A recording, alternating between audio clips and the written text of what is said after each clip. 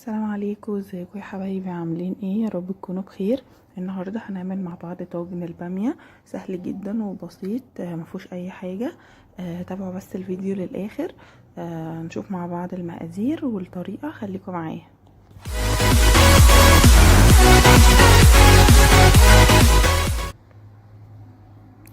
معايا هنا طماطم عصرتها وصفيتها. عصرتها عادي في الخلاط، شفشق طماطم وبعدين صفيته، وقطعت بصلايه متوسطه عليها معلقه ليا، اشوح البصلايه في الليا. ومعايا هنا الباميه بتاعت بسمه. انا ما عنديش باميه في الفريزر، انا دايما بعملها في الفريزر وبحطها، بس ما عنديش باميه، فجبت بحب استخدم بسمه اللي هي الزيرو. والتوابل فلفل اسود وكمون وكزبره ناشفه. تمام، هما دول بس التوابل، الثلاث حاجات دول. ومعايا طبعا التوم، بس التوم مش هحطه دلوقتي، يعني شويه كده وهنحط التوم. انا الاول هشوح البصلايه لوحدها من غير اي حاجه، بس بمعلقه اللية لحد ما تصفر. تمام. بصوا، كل حاجة هنعملها، اللحمة البامية كله هنعمله هنا في الحلة دي، يعني مش هنسلق اللحمة ونحطها، لا، هو طاجن البامية انا بعمله من غير ما اسلق اللحمة، بيبقى طعمها حلو جدا. بيبقى طعمها كمان اللي هو تحس ان طاجن البامية الاصلي اللي هو اساسا ده اساسي، اللي هو كل الدهون اللي في اللحمة والتركيز كله بيبقى ايه، اللحمة بتشرب من البامية وكله كده بيبقى مع بعض مع الصلصة، بيبقى طعمه حلو جدا. تمام. لكن لو مش هتعمليها في الطاجن وتدخليها الفرن، ممكن تسلقي اللحمة، بس طبعا دي افضل طريقة. تمام. انا هنا هحط اللحمة كلها وهبتدي اشوحها لحد ما توصل للون البني، لحد ما يبقى لونها بني. يعني مش هقعد اقلب لحد ما تستوي، لا، هو بس كده هشوحها كويس قوي، ميبقاش فيها ولا نقطة حمراء. وهحط بقى عليها التوابل وانا بشوحها، بس لما بتبتدي تتشوح، مش هحط التوابل دلوقتي. ايوه، بصوا، اول يعني تبتدي توصل للون ده هبتدي بقى انزل التوابل، اللي هو الفلفل الاسود والكمون والكزبره بس، ومعلقه الثوم عادي مهروس ني، مفيهوش اي حاجه، معلقه صغيره توم. تمام. اللحمه في حاجه بتاخد منها، مش اللي هي تستوي كده وخلاص.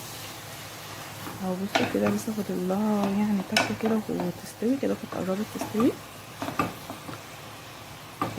انا كنت عايزه اقول لكم بس انه تكه اللحمه دي اللي هي نشوح اللحمه وبعدين نحط الطماطم من غير ما نسلق. طبعا لو انت مش محتاجه الشوربه ممكن تعمليها في اي نوع خضار، بيبقى طعمه حلو جدا. مش لازم تكوني مدخلاها الفرن، ممكن تعمليها في اي نوع خضار، يعني تشوحي اللحمه وتحطي الطماطم واي نوع خضار انت عايزاه.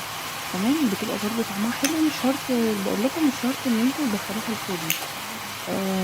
بس كده خلاص. انا بحط بقى التوابل، تيجي تحطي التوابل وانتي بتشوحي، مش واللحمه لسه طريه، يعني هو بتتشوح كده بقى لونها بني خلاص. تيجي بقى ايه، حطي التوابل. حطيت هنا فلفل وكمون وكزبره، وهحط معلقه ثوم بس، وهبتدي اشوح فيها كويس قبل ما احط الطماطم. كله هيبقى في الحله دي. خلاص كده هنحط بقى معلقه الثوم وابتدي اشوح فيها. ان شاء الله نفس طريقه الباميه دي هنحطها في نوع خضار تاني، وهنزل لكم الفيديو قريب ان شاء الله. الموضوع سهل جدا ومفيش اي حاجه للبنات والعرايس والجداد، عشان انا يعني كنت زيكم، يعني الطبيخ ده بالنسبه لي كانت حاجه كده مجعلصه وطبيخ وبتاع. هو اسهل حاجه، سواء بقى هتسلقي اللحمه او مش هتسلقيها، هو سهل جدا، اسهل اصلا اكله، يعني اللي هو لو مستعجله ومش عايزه تعملي حاجه، عايزه تعملي حاجه بسرعه، ممكن تطبخي. يعني هي الكلمه كبيره، بس هو اصلا الموضوع سهل جدا.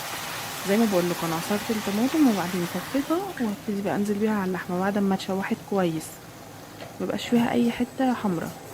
وبعدين هجيب كوبايتين ميه، بس على حسب اللحمه بتاعتك. اللحمه اقل هتحطي كوبايه ميه، لحمه اكتر هتزودي الميه. تمام، اللي هي تبقى جايه ايه، مش مغطيه، يعني جايه كده عند اول اللحمه من فوق، بحيث اللحمه تلاقي حاجه تستوي فيها. لو حطينا الطماطم على اللحمه على طول، لو حطينا الطماطم على اللحمه، اللحمه اللحمه ممكن لو بتاخد سوا اللي هو هتلاقيها الطماطم كده اتسبكت وابتدت تتحرق واللحمه لسه ما استوتش، لكن لازم نحط لها شويه ميه حتى لو صغيرين علشان اللحمه تلاقي حاجه تستوي فيها. وبعدين على بال ما تخش في السوا يكون لسه كده الطماطم مصحصحه وابتدت تتسبك كده. بقى خلاص هنغطي، نقلب كويس وبعدين هنغطي ونسيبها بقى ايه الاول على النار عاليه وبعدين نوطي شويه علشان ايه اللحمه تستوي كده على الرايق يعني كده تمام. اللحمه دخلت على السوا خلاص. كده يعني اللي هو ما استوتش 100%. انا زي ما قلت لكم ان انا عايزه اللحمه، يعني بحب اسوي اللحمه على الاخر يعني ايه. تمام. فدي بقى ترجع لك انت على حسب انت بتحبيها. في ناس مش بتحب تسوي اللحمه قوي الباميه يعني وبعدين تخش في السوا وتحطي وبعدين انا بستناها لما تستوي شويه تخش في السوا وبعدين شويه كمان لما الباميه تستوي خالص يعني على اول هبتدي دلوقتي 10 دقايق ربع ساعه بالكتير ونحطها في انا كده خلاص حطيت الباميه زي ما قلت لكم. انا بستخدم الباميه دي لما مش بيبقى عندي باميه مفرزاها او شايلاها في الفريزر، بجيب دي اللي هي الصغيره خالص، ده احسن نوع بالنسبه لي اهو. زي حطيت بقى يعني اللحمه دخلت خلاص سوا وحطيت الباميه وهسيبها بقى ايه ربع ساعه كده تغلي. هي النوع ده مش بياخد سوا خالص وبالذات الصغيره دي. فانا هدخل اصلا الباميه دي الفرن، هحطها في الطاجن وهنحطها مع بعض في الفرن. فبس هسيبها بس تغلي شويه. انا طبعا طلعتها من الفريزر حطيتها على طول، مش بنسيبها تفك تمام. سواء اللي انت عاملاها في البيت او اللي هي يعني لو انت عاملاها في البيت او حتى جايباها جاهزه برضو مش بتسيبيها تفك، بتحطيها على طول من الفريزر على الحله تمام. انا بقى دلوقتي هسيبها تغلي، هنسيبها تغلي مع بعض. انا ما حطيتش اي حاجه، انا كده لما اللحمه تخش في السوا ما حطيتش توابل تاني ولا اي حاجه. حطيت الباميه وشويه الملح وخلاص، والتوابل اللي احنا كنا حاطينها قبل كده الفلفل والكمون والكزبره، ما زودتش اي حاجه ولا صلصه ولا اي حاجه تمام. لو الطماطم بتاعتك مش حمرا قوي حطي معلقه صلصه واحده. انا الطماطم بتاعتي الحمد لله لونها كويس فمش هحط حاجه كده تمام. خلاص عملت ايه، حطيت بقى الباميه زي ما قلت لكم، قلبتها تقلبتين سبتها 5 دقايق تغلي كده، لان بقول لكم الصغيره دي ما بتاخدش وقت خالص، هي اصلا تقريبا استوت يعني في ال5 دقايق اللي غلت فيهم دول.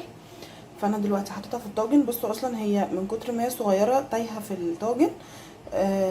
حطيتها كده عادي، تحطي يعني عادي تكبي بطريقه عشوائيه عادي، وبعدين بقى تغطيها بورق الفويل او غطا يكون هينفع يدخل الفرن ستانلس او المونيا.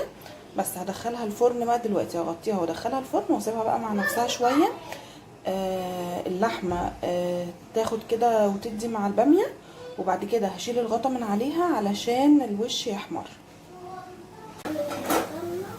انا كده خلاص دخلتها الفرن. هسيبها بقى شويه، هي مش هتقعد كتير. طبعا الفرن يكون سخن، انا عاملاه على 180 درجه حراره متوسطه تقريبا. هسيبه بقى كده شويه ونشوفه مع بعض بعد ما تخرج.